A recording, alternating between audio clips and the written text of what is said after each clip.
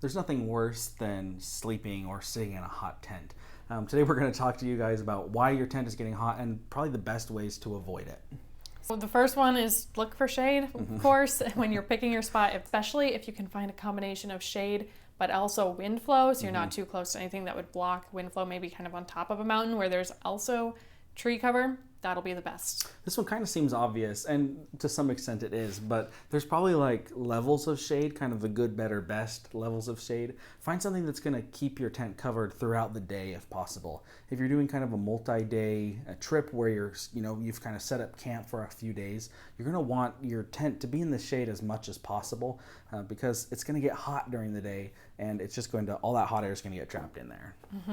And you can think about whether the shade would be blocking you from the east or the west, depending on if you're more nervous about getting hot in the morning or maybe in the evening if you're going to go and lay down early.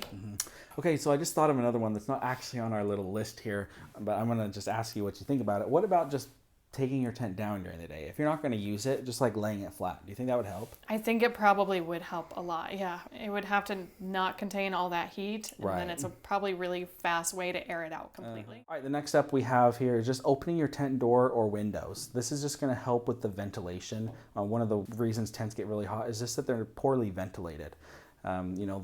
If you're in direct sunlight, the sun gets the hot air in there and the hot air can't escape. So if you open a window, maybe one on both sides, or if there's like a little mesh access at the top that you can open, then that is going to help get that hot air flowing out and some cool air flowing in.